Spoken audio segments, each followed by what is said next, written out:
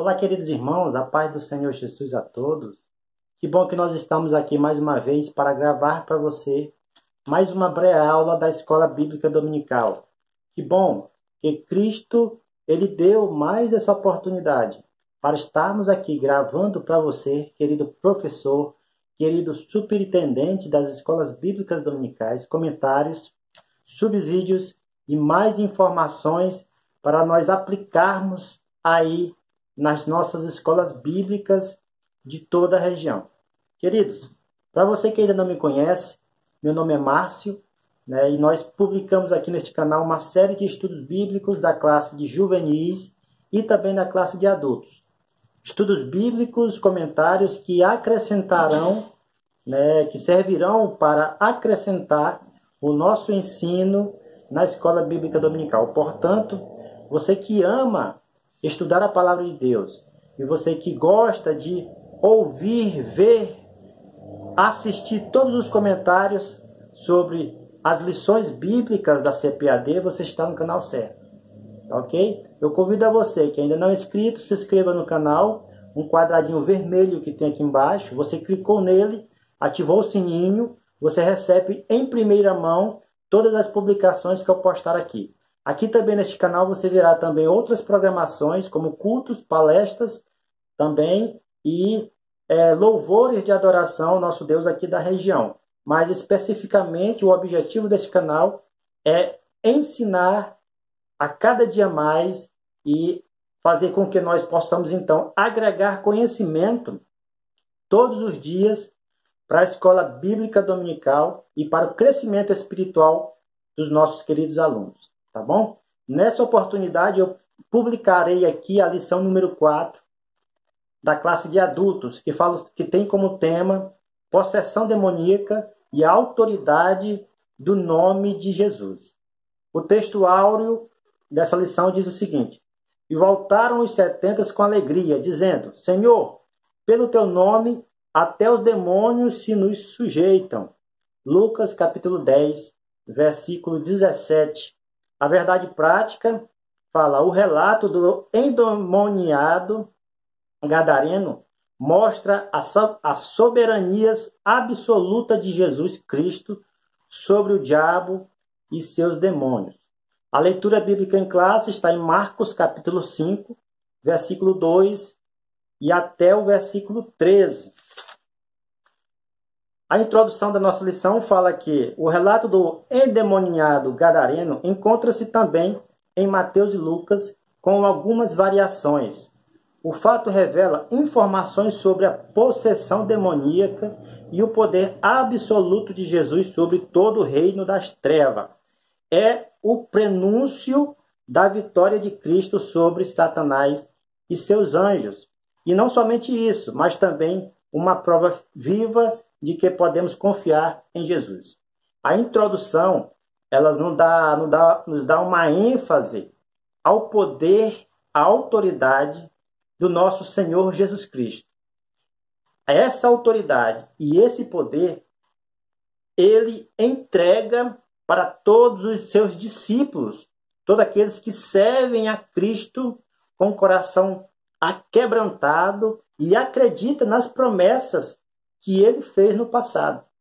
As promessas que Jesus fez de expulsar demônios ainda estão vigorando para os verdadeiros cristãos que servem a Deus. Tá? Então, já praticamente indo aqui para o nosso resumo geral da nossa lição, nós vemos aqui que o destaque desse primeiro tópico que nós vamos apresentar aqui, que é a possessão maligna, e o subponto é a harmonização nas narrativas. Nós vemos aqui que Marcos e Lucas, eles registram um demônio. E Mateus capítulo 8, versículo 28, ele vai registrar aí somente 2. Complexo, as narrativas, aparentemente, ela parece se contradizer. Mas observando as visões de cada escritor as visões dos escritores, nós vemos aqui que um deles deu ênfase à força sobrenatural do demoniado. Uma força que quebrava as cadeias, que quebrava as algemas, uma força sobre-humana. Então nós vemos que Marcos e Lucas, ele dá essa ênfase à força do demoniado. E as outras características, que o demoniado de Gadareno, ele teve sua estrutura psicológica abalada, ele teve a sua convivência com a sociedade abalada. A Bíblia nos fala que ele vivia nos sepulcros, ele se feria, se cortava, né? Ele estava em uma situação que ele era violento por extremo. A violência fazia parte do seu cotidiano, da sua vida.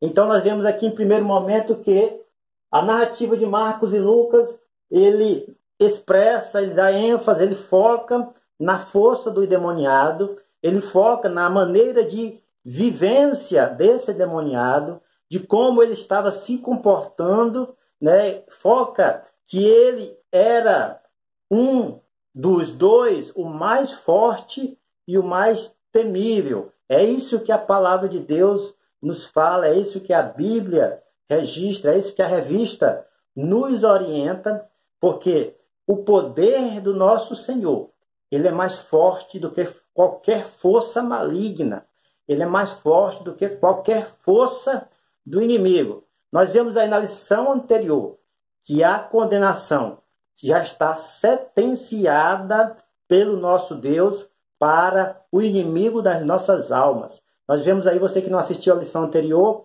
vemos aí a cronologia da queda de Satanás. Nós vemos aí que Satanás, ele hoje está presente aqui na Terra, mas no futuro ele estará aí pagando a sua sentença que já está decretada pelo Senhor Jesus. O segundo tópico dessa lição fala sobre a opressão. A opressão, nós vemos aí que em Mateus 4:24, que ele afetou de maneira poderosa a sua mente. Ele afetou de maneira muito forte o seu estado psicológico. Né? Aqueles que têm possessão demoníaca, o demônio ele faz dessa maneira. Ele tira o instinto natural do ser humano. Ele tira a maneira racional de pensar do ser humano. Ele fica perturbado, ele fica fora de si, ele não se encontra-se mais em realidade. Ele fica sobre um domínio sobrenatural, certo? Fica sobre-humana e o domínio sobrenatural. A possessão demoníaca também afeta a nossa fala. Ele também tem poderes dá poderes, melhor dizendo, ao ser humano de adivinhar, porque o inimigo das nossas almas, os anjos caídos do céu, os demônios, eles ficam ao nosso redor. Eles trabalham de maneira organizada e eles sabem daquilo que nós desejamos. Não porque eles vão ler o nosso pensamento, mas eles ficam observando a nossa maneira de viver e um poder sobrenatural para poder adivinhar aquilo que está acontecendo, a qual está registrado em Atos 19 e capítulo 16. Né? Ele se fere e ele também tem uma força sobrenatural. Esses pontos que eu queria enfatizar aqui nesse primeiro ponto e o segundo ponto dessa primeira parte, para que os irmãos possam então entender melhor, com clareza, aquilo que nós apresentaremos aqui. Esse resumo, eu estou aqui ponteando algumas coisas interessantes para que nós possamos então lembrar de falar para os nossos queridos alunos aí na sua escola bíblica dominical. O terceiro ponto fala um quadro estarrecedor. O terceiro ponto fala que a situação do inimigo, a situação da pessoa que estava possessa, ela se encontra-se num quadro de sobre-humano, um quadro que o ser humano não consegue entender e o porquê que aquela pessoa está vivendo daquela maneira. O caso aqui do endemoniado de Gadareno, ele vivia nos sepulcros e já era uma demonstração da sua total anomalia. A sua vivência, a sua convivência nos sepulcros, hoje nós sabemos aí que a maioria das pessoas, muitas das vezes nem à noite, gosta de passar ao lado dos cemitérios, ou então entrar dentro do cemitério. Passar a noite, então, é mais difícil ainda, porque as pessoas hoje têm medo. Mas este contexto em que ele estava vivendo já demonstrava com clareza a sua anomalia e demonstrava às outras pessoas que essa pessoa estava possessa por algo maligno, possessa por algo demoníaco, vivendo de uma maneira em que as pessoas naturais poderiam até não entender, mas as pessoas espirituais que sabem e que conhecem quando uma pessoa está possessa, essa pessoa conseguiria identificar de maneira clara. O segundo tópico fala a legião demoníaca. Uma legião. A cultura judaica, eles expressavam que uma legião era semelhante a 6.000 soldados romanos. Quando Jesus faz a pergunta para o demoniado de Gadareno, como é o nome do demônio, o demoniado fala que o nome dele é legião porque eles são muitos. E quando Jesus expulsa os endemoniados para a manada de porcos, a Bíblia nos fala que eram 2.000 porcos. Então nós não conseguimos saber de maneira exata quantos demônios existiriam naquele demoniado. Mas o fato é que uma legião são muitos, e a presença do nosso Cristo em qualquer situação, em qualquer exército demoníaco, eles batem em retirada. O ênfase aqui do nosso querido irmão Marcos é para que nós podemos então entender que o poder do nome de Jesus tem autoridade, tem presença, tem toda a força necessária para expulsar os demônios. Precisamos crer nisso. Já em Marcos também, 16 fala que aqueles que forem verdadeiramente discípulos de Cristo, os sinais os seguiriam. Que sinais eram esses? Entre eles, o de expulsar demônios. Aqueles que têm este poder, este dom de expulsar demônio, não merece, ele não precisa, de maneira simples, se gloriar, porque essa autoridade vem do nome de Jesus. É Jesus quem dá a autoridade, é Jesus quem dá o poder, e através dele nós somos mais que vencedores. É o poder do nome de Jesus e expulsar os demônios. Mateus 10:8. Aqui nós precisamos entender e falar aqui com clareza para os irmãos que a ordem de Jesus, especificamente neste texto bíblico, é para expulsar e não para conversar. Em João 8:44 diz que o pai da mentira é o diabo. Então nós não devemos confiar, nós não devemos conversar com demônios. Nós devemos chegar e de imediato expulsar, porque é isto que o Senhor Jesus nos diz. É isso que ele faz e que ele fez. Mas por que ele perguntou o nome? E o demônio respondeu. Porque o demônio ele se viu na obrigação de responder, porque Jesus fez a pergunta para que ele pudesse ser humilhado. pelo seu nome.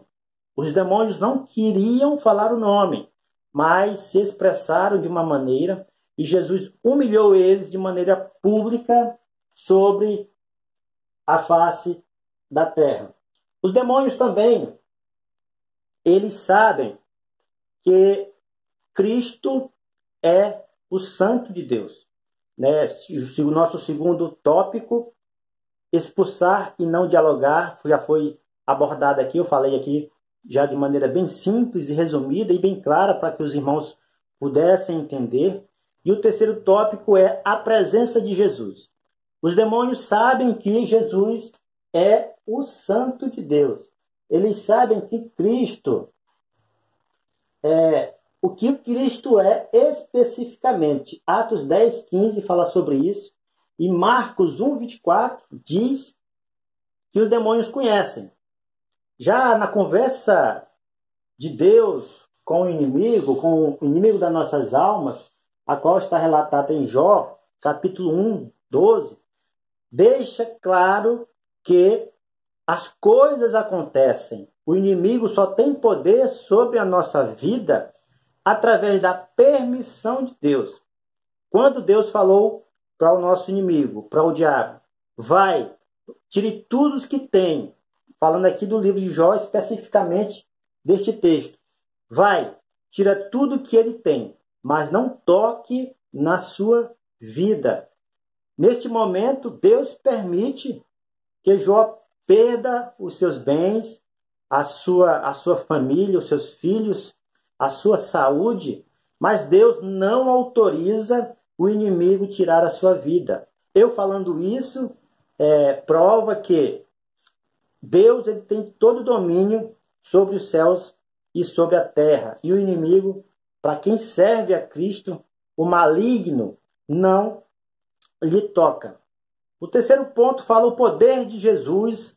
O primeiro subtópico fala os demônios sabem que ele é Jesus, quem Jesus é, foi abordado aqui. O segundo tópico fala a soberania de Jesus. A gente já explicou aqui de maneira rápida, clara e resumida para os irmãos. O terceiro tópico, a libertação do oprimido. Queridos, esta parte aqui é uma das partes mais impressionantes da palavra de Deus. Jesus liberta o oprimido. E em Lucas, capítulo 8, versículo 39, fala que ele vira um discípulo de Jesus. Fala que ele vira um evangelista de Jesus. E o mais importante, já partindo aqui para o último comentário aqui da nossa lição, Jesus não permite que ele siga. Jesus fala para ele voltar para a sua casa. Agora aqui nós vemos aqui que tem todo um contexto estrutural, cultural também, neste tempo. Jesus expulsa os demônios para a manada de porcos, dá um prejuízo grande para os gadarenos dessa região, e eles ficam então pensando neste prejuízo. Eles não focam no homem que foi liberto pelaquela vida que foi salva.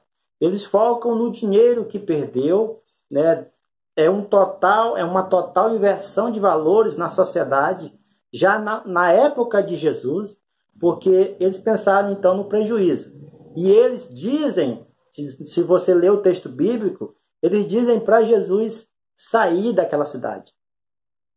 Mas Jesus pede para o ex-endemoniado, que agora é liberto, que é discípulo de Cristo, voltar para sua casa, voltar para a sua cidade, e ele então volta com alegria para que o testemunho dele possa alcançar mais vidas e para que ele possa também fazer com que mais pessoas possam se converter através deste milagre extraordinário de Cristo. A expulsão, Jesus expulsou 2.000 porcos, como foi explicado aqui. Os porcos, eles eram criados, né, na cidade de Decápolis, né? Provavelmente, a Decápolis significa 10 cidades, e significa então que é uma região composta de 10 cidades. Então, esses porcos, esses gentios que cuidavam dos porcos, né, eles cuidavam porque a cultura judaica já tinha, a gente lê aí no livro de Levítico, tinha este animal como um animal impuro. A cultura judaica ela já tratava de maneira clara essa questão dos porcos como um animal impuro. Então, os judeus não eram autorizados e não poderiam criar porcos. Então, os gentios, eles provavelmente eram os criadores destes porcos, ok? Mas lembrando que, por causa da cultura, o inimigo conhecia a cultura da época. E ele instruiu, e ele fez o pedido para o próprio Deus, para que eles pudessem ir para os porcos e caíssem, então, no precipício. Então, eles fossem, então, lançados no precipício. Porque Jesus, ele tem poder para mandar eles direto para o abismo, direto para o lago de fogo ou para o tormento. Mas ainda não tinha chegado a hora dos demônios, infelizmente. Jesus, então, permitiu que eles fossem lançados na manada de porcos. Tá ok? Queridos, rápidos comentários aqui dessa lição, deste dia. Eu espero que você esteja gostado dessa lição, desses comentários. É um resumo rápido, tá? E eu prepararei mais resumos para que nós possamos, então, aprender juntos comentários aqui do canal. Se você não é inscrito, se inscreva, curta, compartilhe, né, publique, para que mais pessoas possam conhecer o nosso canal e a palavra de Deus seja propagada em todo o mundo. Amém? Fiquem todos na paz e até a próxima aula.